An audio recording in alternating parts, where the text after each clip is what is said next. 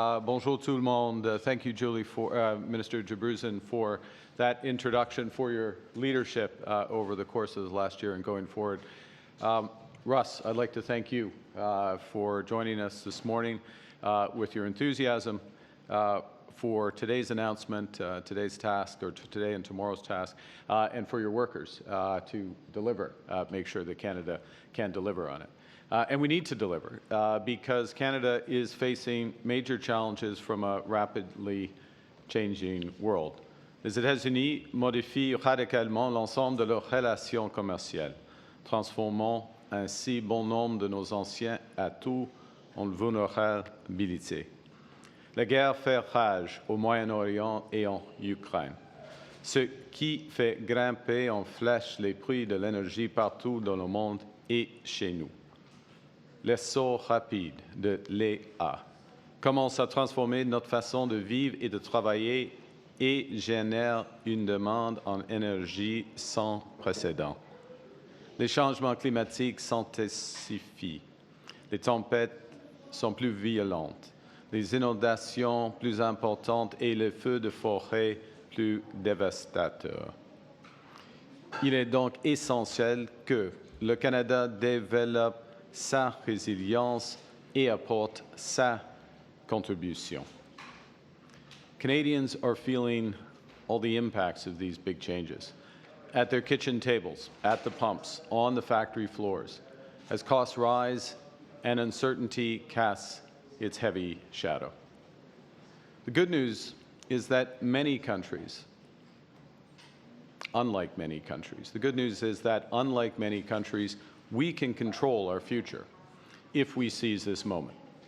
And that means applying several lessons that these big forces have revealed. First, when the world fundamentally changes, we must respond with new approaches. As the Canadian Marshall McLuhan described 60 years ago, an age of anxiety is caused by trying to do today's job with yesterday's tools and yesterday's concepts. Canadians get that. Canadians get that, which is why they're changing how they shop, where they travel, and how they come together. And governments must now follow their lead. The second lesson is that in a much tougher world, we have to take care of ourselves. And the right path, as this government has stressed, the right path forward is to build big and to build for all, with code, copper, and steel. And to that end, Canada's new government has been moving fast. We've already referred 21 nation-building initiatives to the Major Projects Office, projects that will connect, diversify, and propel our economy through over $125 billion in new investment. L'année dernière, la construction de la nouvelle centrale nucléaire de Darlington a commencé en Ontario. En mars, nous avons donné le coup d'envoi d'un projet d'expansion du terminal de Contrecoeur au port de Montréal, 40 ans après sa conception initiale. Ce projet a été lancé quelques mois après notre arrivée au pouvoir.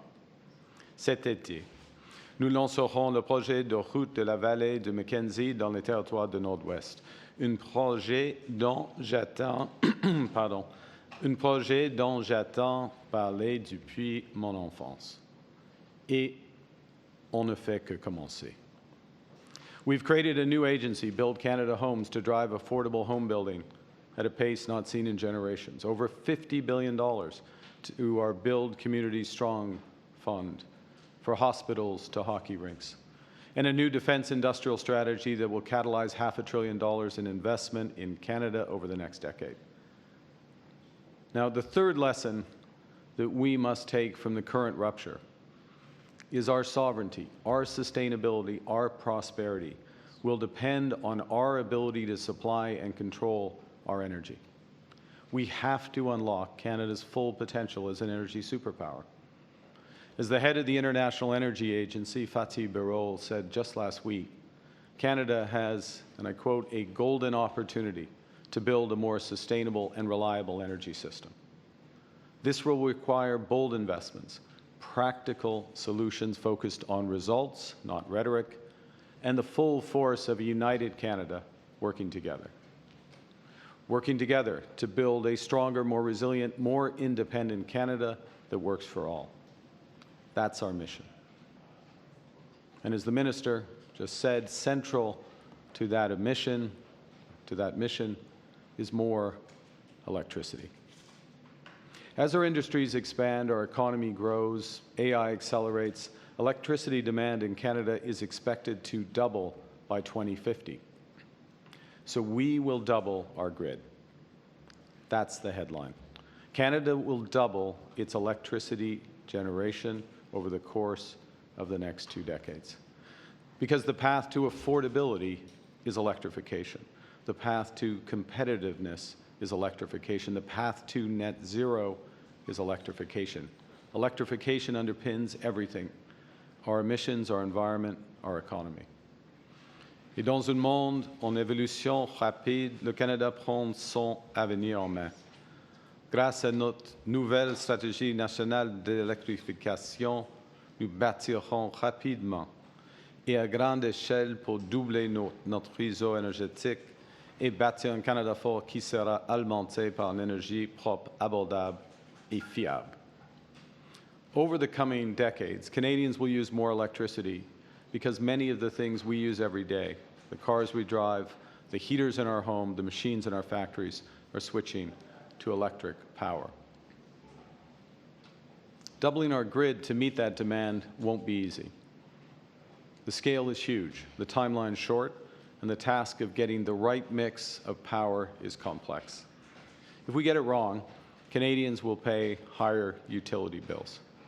If we're too timid, Canadians will end up short of power, losing good jobs and growing reliant on foreign suppliers. We can't pursue business as usual. We can't simply rely on restrictions and prohibitions. We must do things differently. Now, with the right investments and electrification measures, 7 in 10 Canadian households will pay less for their total energy by 2050. That's $15 billion back in the pockets of Canadians. And that's because electric machines are 2 to 4 times more efficient than those they replace. So, as we electrify our transportation, our buildings, our industry, the electricity slice of the overall energy pie grows, but the size of the entire pie shrinks. Now, Canada starts from a position of strength. We have amongst the lowest electricity costs in the world. Our system is already 80% non-emitting. Doubling generation in the next few decades will require those massive investments. It will require the linking of provincial systems. It will require the spreading of costs over time using our AAA balance sheet so that ratepayers don't pay all of the costs of investments today for benefits that Canadians, all Canadians, will benefit from and our planet will benefit from over decades. Getting this right requires permitting reform, new partnerships with Indigenous peoples, and a willingness to use a wide range of energy, including hydro, nuclear, wind, solar, some gas, carbon capture, geothermal, and beyond. Il faut savoir que notre réseau électrique émet aujourd'hui un peu moins de 50 mégatonnes, tandis que les émissions des industries, des transports et des bâtiments dépassent largement les 500 mégatonnes. L'enjeu, de loin le plus important, consiste à réduire les émissions à un coût raisonnable grâce à l'électrification et non à la pureté absolue de la production, la génération. La politique d'électrification ambitieuse permettrait de réduire les émissions jusqu'à 5 fois par rapport au total actuel des émissions liées à l'électricité. To repeat, by far the biggest prize is reducing emissions affordably through electrification, not pursuing absolute purity in generation. Aggressive electrification can reduce total emissions by up to 5 times current total electricity emissions. Our partnership with Alberta demonstrates the value of working together to solve multiple challenges. Building on our November MOU, Canada and Alberta have recently signed a cooperation agreement to get major infrastructure projects built faster. And Alberta has committed to reduce methane emissions by 75% over the next decade.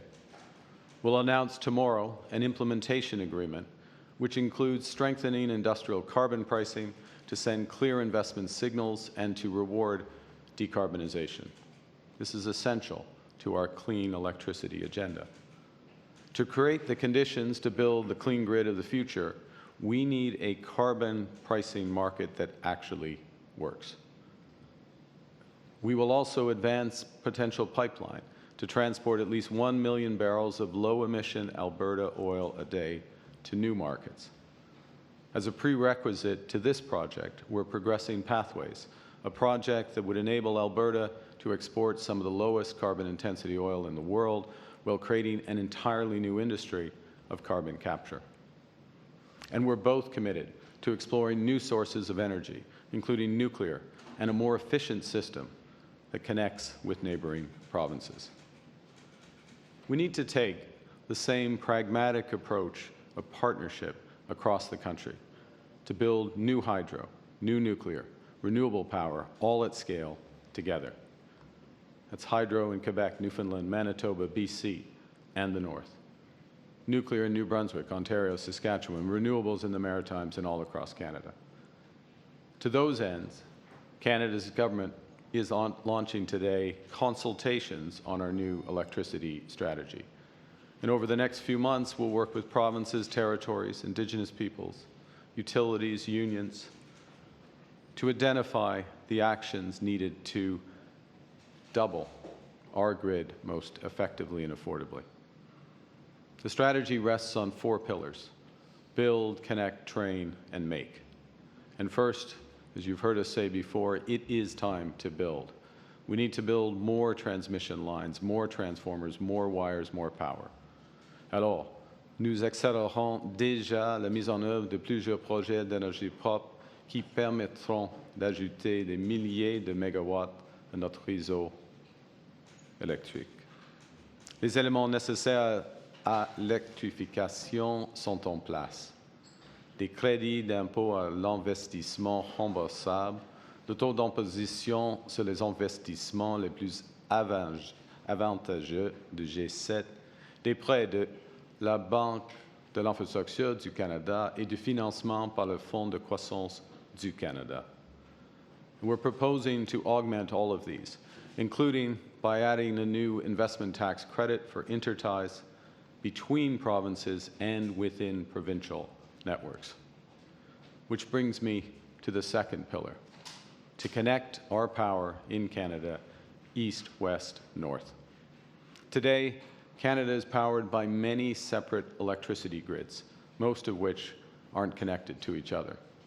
In many cases, it's easier to trade electricity with the United States than across our own country. And that fragmentation costs us billions of dollars. It means more power outages, expensive, duplicative infrastructure, and higher prices for Canadian families. It also means that many northern and remote communities aren't connected to the broader Canadian grids at all, resulting in energy bills that are 6 to 10 times higher than the national average. Fragmentation means wasted power, about 10 terawatt hours every year. That's enough to power 1 million Canadian homes for that year. Connecting grids in Europe is already saving nearly $80 billion a year, and the opportunity in Canada is just as significant. And that's why back in November in Terrace, BC, our government referred the Northwest Critical Conservation Corridor to the Major Projects Office. This is a project that will generate $10 billion in economic activity, that will connect northern communities and build a new clean energy corridor for generations. It will link Yukon's isolated grid to British Columbia's and the broader North American grid through the Yukon-BC Grid Connect, while creating that potential connection with Alberta. L'intégration interprovinciale est une mission complexe. Chaque province et chaque territoire a une structure de marché et un mécanisme de planification qui lui sont propres. Pour certaines provinces, comme le Québec, cette structure est une grande source de fierté et un moteur de prospérité économique. Alors, nos consultations vont explorer les mesures que nous pouvons prendre pour bâtir cette réussite dans le but de relier davantage nos réseaux d'électricité et d'accélérer la mise en place des interconnexions essentielles, tout en respectant les champs de compétences des provinces et territoires. The consultations will tackle common barriers to those interprovincial interties. They'll explore an increased role for the Canadian energy regulator, develop standard cost allocation mechanisms to distribute fairly costs across those provinces and territories. We'll increase data sharing, regional modeling to speed up the intertie projects, and will refer the development of a new comprehensive transmission interconnect investment strategy to the Major Projects Office. The third element of the strategy is to train, attract, and retain new talent. It's good to see you here, Sean Strickland here as well is central to it. The unions are central to this because doubling our electricity grid will create nearly 30,000 new, as Russ said, high-paying, not just jobs, high-paying careers for Canadians by the end of 2028. 100,000 more by 2050. Right now, over 80% of employers in the sector are facing labor shortages. So that's one of the big reasons why in last month's Spring Economic Update, we launched Team Canada Strong, a $6 billion nationwide effort to recruit, train, and hire up to 100,000 new Red Seal trade workers over the next 5 years. And in the upcoming consultations for the electricity strategy, we'll build on this momentum to ensure our workforce measures are effectively targeted to the need of the sector. And the final pillar of our strategy is to make our future. Our new strategy will ensure that more of the technologies and components that are going to power that new grid, smart meters, transformers, wind towers, AI systems, that those are designed and made right here at home. Many of those components are already in short supply globally. And right now, our electricity sector is highly import dependent. So our consultations will explore how to grow domestic manufacturing capacity so those components are made in Canada wherever possible. So that's wind towers in Quebec, transformers and steel in Ontario, uranium in Saskatchewan. Opportunities are literally pan-Canadian and virtually endless. We come back to affordability because, to be clear, there's no credible path to net zero without a relentless focus on affordability. And that's why we intend to adjust the clean electricity regulations, keeping energy reliable and affordable in the short term as we shift to cleaner energy at scale over time. That's why we will expand support for energy-saving retrofits for up to 1 million Canadian households through financing, grants, and other complementary measures. And that includes making it easier for Canadians to transition from expensive propane, heating oil, and electric baseboard heating to more affordable electric heat pumps. In a rapidly changing world, Canada must become the source of our own affordable, clean, reliable power, because when we master energy, we master our destiny. This is no small feat, no small step for humankind. We can't use yesterday's tools or concepts. And that's why today's strategy marks an important shift from prohibitions to partnership, from bargaining to building. Yesterday, I had the honor of meeting the astronauts of Artemis II, including Canada's own Colonel Jeremy Hansen. And their mission, their characters, remind us what we can achieve through teamwork, ingenuity, and boldness. And that's the spirit that we're all coming together to launch our mission to build Canada strong, to power Canada strong for all and for all generations. Thank you very much for your attention. Thank you.